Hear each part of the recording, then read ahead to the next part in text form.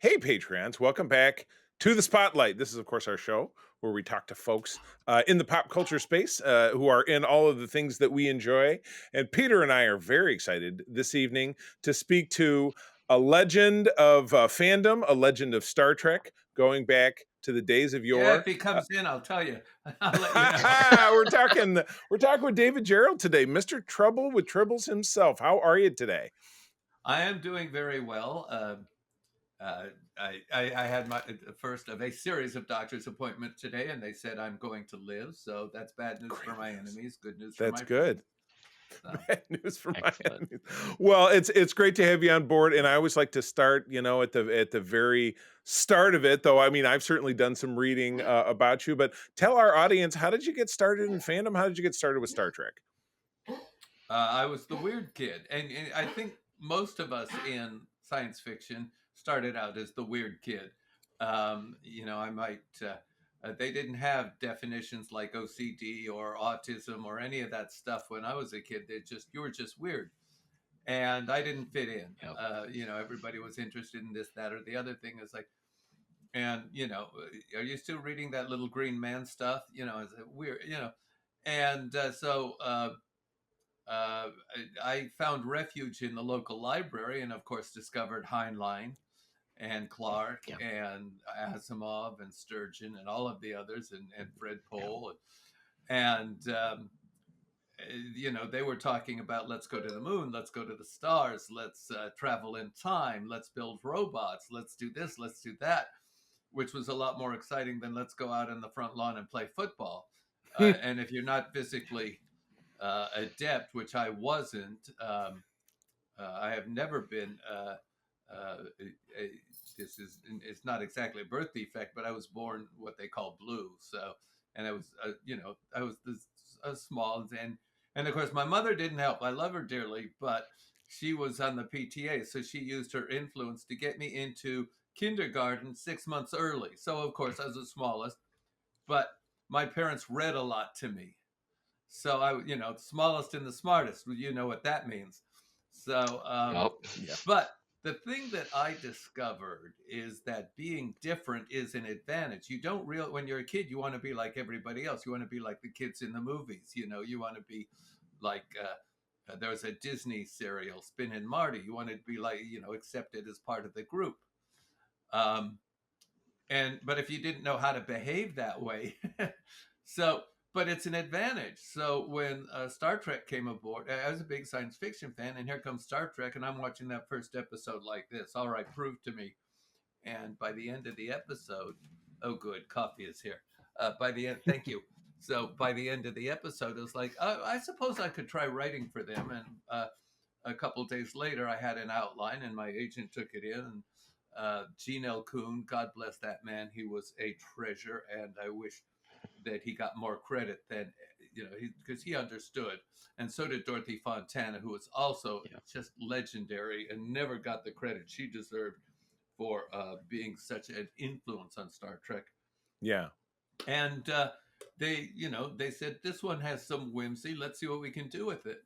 And next thing I knew, I was a professional writer. Now the joke there is was a senior at Cal State University at Northridge, and they didn't like me all that much, the instructors. There was one instructor who understood that I was serious, but the others didn't like me for whatever reasons, and I don't blame them. I wasn't all that likable, but I said I wanted to do a directing project. They said, no, we don't want to waste the time on you. You can do a writing project. I said, you don't have a writing instructor.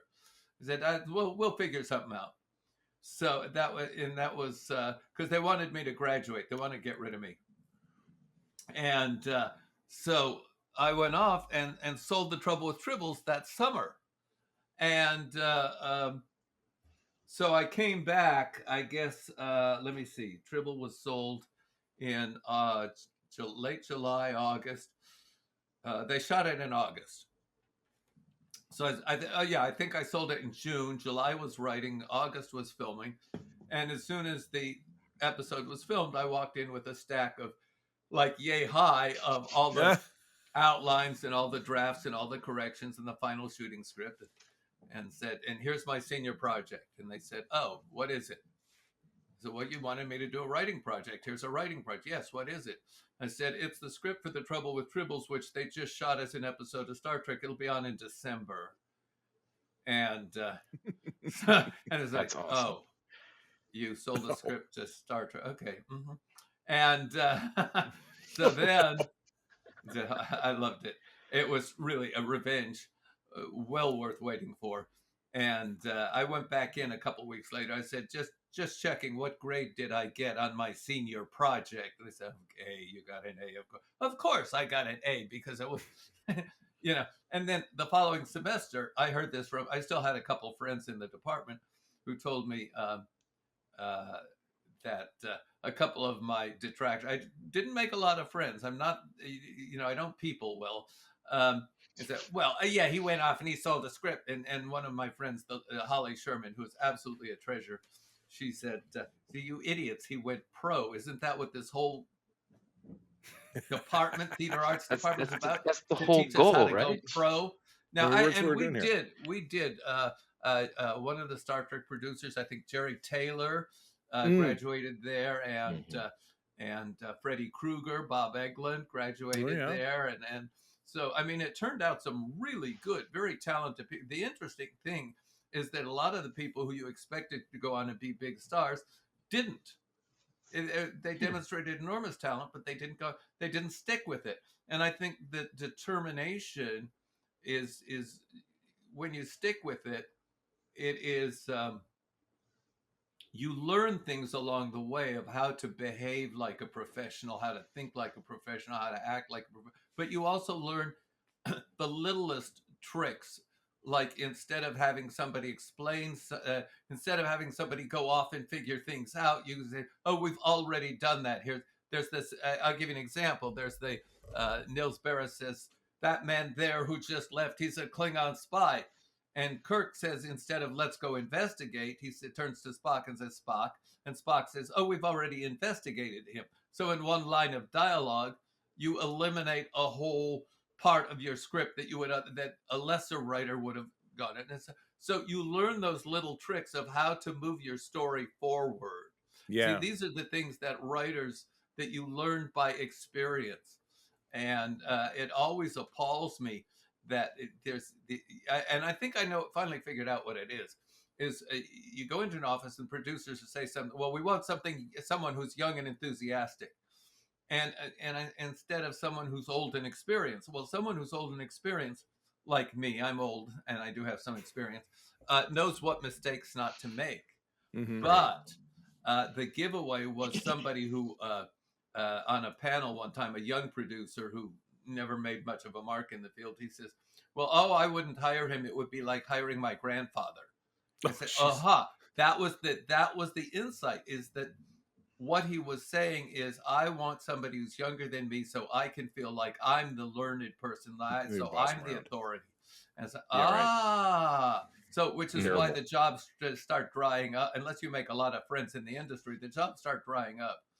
I don't want to be working with my father. I'm not your father. I'm your colleague.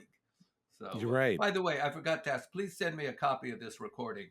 Oh, absolutely. So I can add it to my. I say this every time, and everybody always the number. If I forget to turn on my recorder, so I lose it, because nobody ever sends me a copy. No, we're very fastidious because we publish this as a regular segment. It comes out every Friday.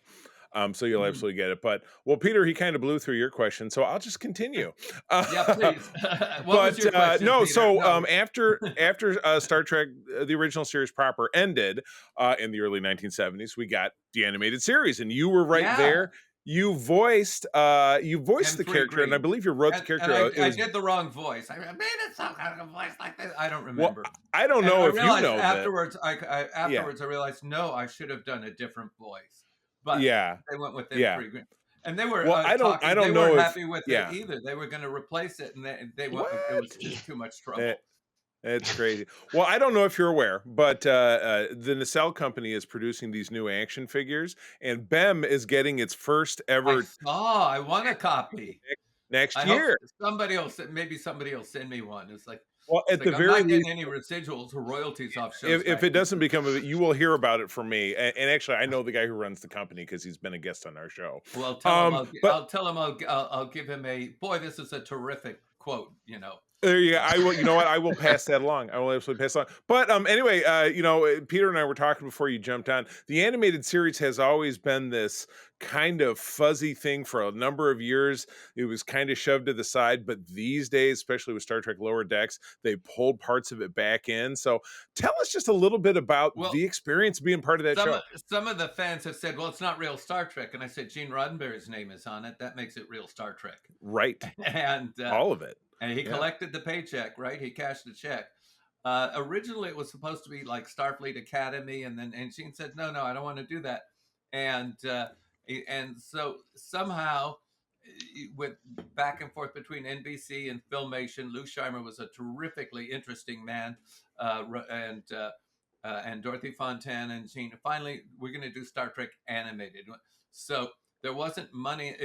Leonard and Bill were going to do it, but Leonard said, "I won't do it unless you also include Dorothy and so on, and and Nichelle." And Leonard said, "I won't do it without the rest of the cast." And Gene didn't want to produce it, so he brought in Dorothy Fontana to produce it, even though he took the producing credit and Dorothy didn't get a producing credit, which is Ugh. wrong because she did all the work. No boy. Um, and she called me, and Dorothy and I were great friends by then. And she called me and says, "Will you do a sequel to Tribbles?" And I says, "Well, okay." And did more Tribbles, more Troubles, Yep. and Yep. which was fun. And The I Tribble watched it Hunter. again recently, and it's better than I. It was better than I remembered it. I Yeah. mean, the jokes still work, and it would have worked as a live action episode too, which was the original plan, um, that I was going to do it as, but there was no fourth season of Star Trek. Right. And but the interesting thing is that NBC had just invested in demographics, and this is before animated. And the demographic company said, "We found a show that is perfect for reaching young men between the ages of 15 and 35. The demographic numbers are spectacular." And NBC said, "Great, what is it?" And they said, "Star Trek." And NBC said, "Oh crap, we just canceled it." And because NBC, if they picked up the phone and called Gene Roddenberry and said, "We're going to give you a better time slot because the demographic," Gene would have probably come back. Oh, sorry about the interruption. We're actually back with part two of this conversation with David. We were Well, recording we've last had week. Yeah, we were we've recording had a last lot week. of snow today, but Yeah, apparently the lot. But apparently the internet is working again. I don't, that's good. and Yeah, the power is. We had a lot of power outages last time. gotcha. Gotcha. So yeah, so we're bringing this in glorious part two. So I'm going to jump over from my question. We were talking about just for the sake of for time. I'm going to kick over to Peter because Peter has a non-Star Trek question, I if do, you can actually. believe it. Yeah, And why is surprising. he sitting on the bridge of the Enterprise? That's a great question. Yeah, why Because didn't you get this it's what I costume? do anyway. It's just how he is around the house. Yep. So one of the things that you're also known for is creating the Sleestak in Land of the Lost. Did you have any specific process when it came to creating that race, like um, starting points or? I honestly don't remember, except that Sid Croft had this book, and there's a terrible documentary about the creation of Land of the Lost that just showed up on YouTube, and the facts are Oh, so wrong. But they did get it right. Sid Croft and Alan Foshko had this book that they cut up pictures from magazine covers. Mhm. And I said, "No, we cannot use Tarzan because I just came off a Tarzan show and I'm not going to have a conflict of interest. And these giant insects are going to be hard to shoot. But I definitely want to do the dinosaurs and we'll give you a lost city." Now I started thinking, who lives in the lost city? It's lizard men. And I think part of the inspiration was the Martians in Invaders from Mars, which all they did was lumber around those tunnels, yeah, and right. which we couldn't really have violence or anything on a Saturday morning show. Yeah. So I thought, well, instead of Martians, we'll have, the first I just wrote down Swallow because that sounded alien. And I said, well, they're tall. And I thought, oh, I know. We'll put them on stilts and we'll build up the headdress and we'll make them look like lizard men. And then, oh, we should give them big round eyes, because for some reason that occurred to me that that would be scary. And I described them that way, green, scaly lizard men. And I specifically said, put them on stilts and build up the headdress. And it turned out those costumes were very, very uncomfortable, and the guys nearly passed out. But I didn't care. I was just writing. No, I didn't have to be there. It wasn't my fault. I didn't have to be there. I didn't have to wear the costume. But yeah, they were very uncomfortable suits to wear. But they looked great. Yeah, and I totally. give incredible credit to the 3 UCLA basketball players who we got the tallest guys we could, and they did a great job. They worked very, very hard. And we didn't use the Sleestaks all the time. I think we only used them in 5 or 6 episodes because we had to do 17 episodes. But I varied. You know, this is 3 dinosaur episodes, 3 Sleestak episodes, 3 episodes with guest stars, 1 episode each for each of our major talents. So they would each have an episode that was their own. Yeah. And I forget, but and then an intro and an outro episode. So we had our 17. Yeah. But so the Sleestak, though, they caught people's imaginations to the extent that there's a guy in Portland, Oregon, who is the Portland Sleestak. He wears a suit and goes around, and then and the Sleestaks are they're iconic. Oh yeah. Almost as big as Tribbles, because I've even seen there was an article in Time magazine where they referred to someone or something like a Sleestak. Oh, really? If people know, I mean, they wouldn't have used that word, except they assumed that the readers would know what a Sleestak is. So yeah, right. It's kind of embedded in the so I have zeitgeist at this created point. Tribbles and Sleestaks, and so it's like one's cute and one's, but they're both menaces, really. That's your Yeah. legacy. That's fantastic. That's Yeah. awesome. Well, cool. Well, I have a question, and I won't dig too deep in this because I'm sure there's a lot to it. But you were involved in the first season of Star Trek: The Next Generation. Yes, I also had a colonoscopy. Can we talk about that? If you really want to. Let me put it to you this way: there were 33 people came aboard Star Trek: Next Generation, and 30 who left. And wow, it's like the and Thunderdome. that has never happened on any other TV show. And the reason behind it was Gene's mental health was failing, as well as his emotional health and his physical health. And he had a lawyer named Leonard Shithead, something like that. But that would have been a compliment. The man was the single most vile human being I've ever met. He was intelligent enough to know better, and he chose to be evil. He said he liked hurting people. I heard him say, "I like hurting people." Well, like, and so the experience on Next Gen, you will not find anybody who, when Gene was alive and the lawyer was there, you will not find anybody who says it was a fun time. It was not. Well, I will at least try to pivot into something somewhat positive. So, if that had not been the case, and let's say you continue to work on the show as time moved forward. I expected that Dorothy Fontana and I would be the producers. Okay. Gene had the faith in us. Dorothy Fontana, Bob Justman, myself, the 3 of us could. You know, my personal goal was Gene deserves an Emmy for creating Star Trek. My personal goal was to do shows so good that Gene would get the Emmy he deserves. Yeah. But it didn't happen because of the lawyer who Gene trusted his lawyer instead of trusting his writers. And so that first couple years was pretty miserable for everybody. So I've heard. And Gene hated Rick Berman, but I give Rick Berman credit that he ran the show for 7 years and made it work. But the studio put Rick Berman in to keep Gene from going out of control, like they did with the Star Trek movie. They didn't want to, because Gene's just, spent money like a drunken Roddenberry, which was true. Gene had a serious substance abuse. I don't mind saying all this. It's no secret anymore. He had a problem with not only alcohol but various other things. The thing, and I have compared this more than once. It's if you put King Lear and Iago in the same play. 'Cause that Oh was boy. it was just a bad situation and no way to do television. And I Yeah. went in there, I wrote a Bible for Gene, a production Bible, and it was like Gene declared war on his own staff, and then the lawyer kept hiring people who didn't know what Star Trek was, but he wanted to. This is me guessing on my part, but I think he wanted to remove me and Dorothy and Bob so that Gene would get all the credit. That, in other words, there was not to be any credit, or I was supposed to be a producer, and suddenly I'm a consultant. It's like, Mm. what do you want? You want the money or the title? I said, I'll take the money. Uh, so yeah, which I spent. So, Yeah. but and the thing is Gene spent a lot of time.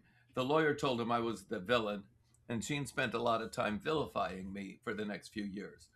And what I did was concentrate on writing my novels and adopting my son and raising him to be a better person than the best possible person. And Mm. and it was like, I have to leave Star Trek behind. Now, if somebody from Paramount or whatever's left of Paramount called me tomorrow and said, "Would you like to come back to Star Trek?" Yeah, if I can do a Star Trek story that is really what we intended. And I did have that chance when James Cawley at Star Trek Phase 2 called me. Yeah. Yeah. You do a Star Trek. And I had not wanted to do a fan film, but Dorothy Fontana called me and says, he's good, trust him. He And we is. went in and we talked on the phone every day for 2 months. And we did Blood and Fire, which I had always wanted to do. Mm-hmm. We expanded it to a feature length, and you can find it on YouTube. Yep. Yeah. And I think, and I directed it too. So I got about 80%, 90% of what I wanted, despite the limitations of what we were working with. Yeah. And the only thing I will fuss about is the bloodworms were I cheated. The ecology of the bloodworms was all messed up, but Yeah. it's so dramatic that you don't care. Um, and we had a great cast. James Cawley did Kirk. He did a great job. We had a great guy, Doc. God, I can't remember his last name. He was a real doctor. Played McCoy. Oh, really? Yeah, we had a great supporting cast. A great guy playing Scotty. A great everybody who stepped into their roles. They gave us the level of professionalism, and the sets were remarkably well done. Yeah. So if you look at it, it's like this is real Star Trek. But for me, the real advantage, the real miracle was the last 20 minutes on the bridge of the Enterprise, where we really get to see not just the conflict of the characters, but also the philosophical problem of how do we solve this. And of course we did have to have the Kirk punching out the villain, because that's Has to be done. but I didn't need it, but I wanted to do it simply because Yeah. it was Star Trek. That's And terrific. but it was a great fun. It was a fun to shoot, very Yeah. fun to shoot. I'm glad. And I have nothing but praise for everybody. We have a fellow named Jeff Maylod who built the sets and did an incredible amount of work. And he's now leading tours at the Yep. Star Trek tour set in Taiwan. Oh, yeah. Yeah, which is And the he does a same great set job. for the He most does part. They've great. improved it a bit, but it's the same stuff, I think. Yeah. Yeah. Yeah. Well, the So I've thing heard. about the Star Trek set tour is everything works, whereas the actual production, we faked a lot of stuff. You put in the sound effects later, Sure. put in the Yeah. video later, whereas, the Star Trek set tour, all the screens work, all the sound effects are live, Yeah. all the buttons work. So Well, I got to tell you, if it was on the way to anywhere close to me, I would go check it out. But it's worth yeah, the trip. It is worth yeah, the trip. someday without doubt. Please. All right. Well, Peter Let me know when is you're gonna. be there. Let me know when you're going to be there. I will. I absolutely know. I absolutely intend to. Well, Peter's got the last question before we wrap up, and then in wrapping up, I'll talk a little bit about what you're working on now. But I'll let Peter go first. All right. Please. So while you were talking about the in between, you mentioned that you were writing some novels, and for our listeners who don't know, you're a rather prolific science fiction author who's done series such as Star Wolf and the War Against the Chitaur. Would you mind telling us a little bit about your writing process? I mean, everyone's got one. I sit and I type. It's And- involved. and it's I used to plot things out very carefully, and that worked very well. but I more now. I like Capobanco plays chess. He doesn't think ahead. He works on the move of the moment, which is a very interesting way to play chess, especially if It you're a is. grandmaster. But I ask myself, what's the most interesting thing that can happen next? And I write that, and then I write that. What's the most interesting thing that? Now I have a vague idea how things are going to resolve, but sometimes I have no idea how things are going to resolve, and I've had that happen a couple times where where I've just had to put things down. Most famously, a story called 13 O'clock, where I had a couple good paragraphs for the beginning. So, well, I'll just try on this style. And then I wrote, oh, this works. And I wrote half the story and I stopped. I said, I don't know what. And suddenly, like a week later, it hit me. I'm laying in bed in the middle of the night. I said, oh my God, this is a love story. It's a Theodore Sturgeon story. It's about love. And I went and I wrote the one page that turned the whole thing around. And then the rest of the story just wrote itself. So basically I sit and I type and I look at the sentence. Is this right? No, that's not it either. Yeah. And then I keep going until I find the way out of the story. So it's a story is about something that someone who there's something in their life is incomplete, Mhm. and you write where they need to go to complete it. And along the way, I get to discover what my own thinking on that thing is. So, um, and I actually enjoy that kind of writing. Is It's the most frustrating kind because if you plot things out very carefully, you know where you're going. It's like I'm going to drive from here to L.A. I get the map out, and say, well, there's I-44 and there's 40, and then there's and I'll stop here. I Hmm. can do that. But if I'm writing a story, I say, well, the hero is a super spy or the heroine is a super spy, so she has to win, and that's it. Right. But I don't know how she's going to win until I write it. Right. Right. Discovery. It Gotcha. is for me. Writing is a process of discovery, and I have a lot of stories where one of the things is I did notice after the third time I did that. So wait a minute, that's a pattern that I have to break. I can't do that anymore. That's fine. Yeah. So once you notice that you've gotten in a rut, you have to climb out of the rut and try something different. So, but all three of those stories worked. They were right. It's just if Yeah. you read them one after the other, you say, "Oh, wait a minute, he cheated." Yeah, I did cheat. It's not really cheated. That's all there was in the story. I'll give you an example. Uh, there's a story called "Duty and the Beast." I forget where I published it, and I don't answer. Where they go through a portal to another world. I don't answer. It's incomplete. Then there's another story where uh, um, somebody. It, it's a mission, a spy mission kind of, and they kill the villains, but they don't solve the whole problem like Heinlein does in Moon is a Harsh Mistress. It's like Yeah. it's like so I realize I'm not solving the whole problem. I'm only solving the one incident of the problem. So it's like, Yeah. oh, I need to look at that and see what am I doing differently. So I think Yeah. let me say it this way: the whole of writing is setting yourself a challenge and that looks impossible, and then finding growing the jaws to chew it. So the whole Yeah. of writing, real writing, is not writing what you know how to do. It's writing what you don't know how to do and finding out how to do it. Yeah. Oh, I like Mm. that. I like that a lot. That's awesome. Well, David, this has been incredible. And thanks for coming back and doing this with us in two parts. The weather be damned. What The are you snow we working had on? today. Yeah. What am I What working on now? I'm yeah, what working are you on working on now, and how can people find you out there All right. on Well, the interwebs? I am on Facebook, but Mhm. I am definitely on Patreon. And on Patreon, I post a new essay every day, and I post a new short story or an old short story every Friday.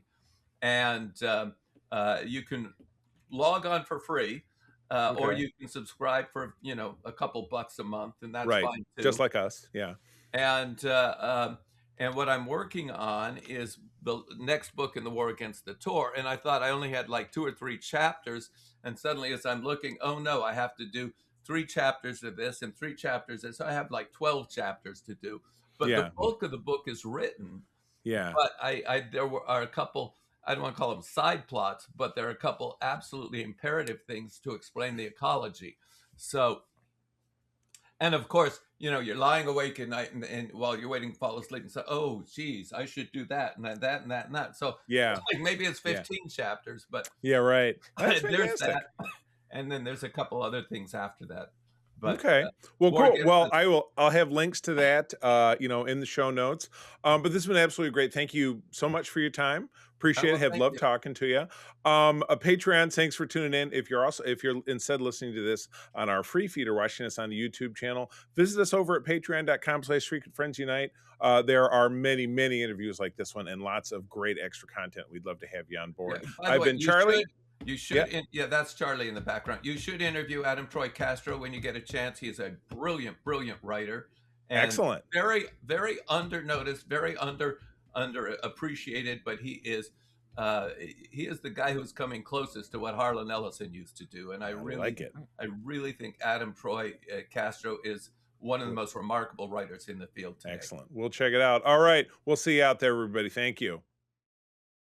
This podcast is part of the Secret Friends Unite podcasting network, available on Apple Podcasts, Spotify, and podcast services around the galaxy, as well as video on our YouTube channel. You can support Secret Friends Unite by becoming a Patreon member, get bonus programs and more over at patreon.com/secretfriendsunite. Join our Discord community for even more discussions on all things geek. For all the latest updates on Secret Friends Unite, make sure to follow us on Threads at secret.friends.unite and visit secretfriendsunite.com. Find our merchandise at TeePublic and Redbubble. Thanks for listening, and may the Force live long and prosper.